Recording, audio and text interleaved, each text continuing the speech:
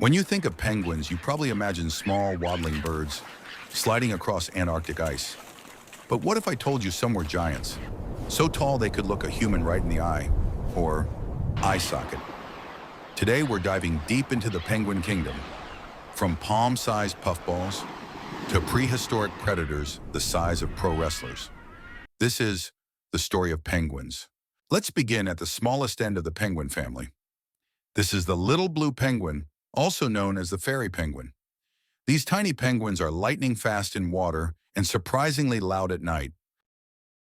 Next is the Galápagos penguin, the only penguin found north of the equator. This species lives in the Galapagos Islands. To survive the warmth, they nest in lava tubes, naturally cooled caves carved by ancient magma. Then we have the African penguin, also called the jackass penguin for its donkey-like bray. They chill on the warm coasts of South Africa, and unlike their Antarctic cousins, they've got built-in sun visors, pink glands above the eyes that act like built-in cooling systems, flushing heat from their bodies on hot days. Moving south, we meet the Magellanic penguin, found in Argentina, Chile, and the Falkland Islands.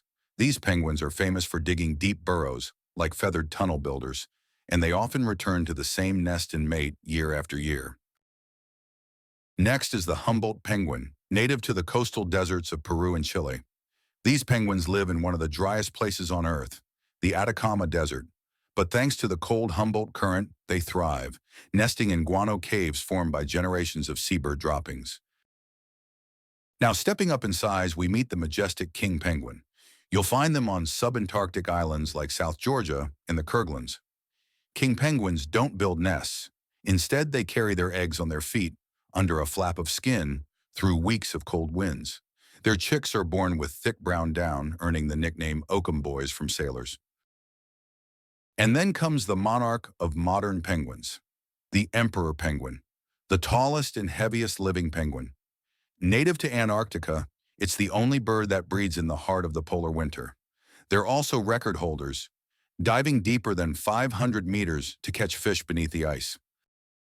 Now let's turn back the clock.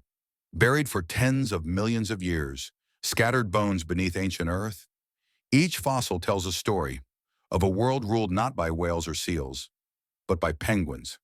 Our first prehistoric giant is Crossvallia waiparensis, discovered in Waipara, New Zealand in 2019. It lived about 60 million years ago, shortly after the dinosaurs disappeared. Standing 1.6 meters tall, nearly as tall as a man, it likely dominated ancient coastal waters in a world without marine mammals.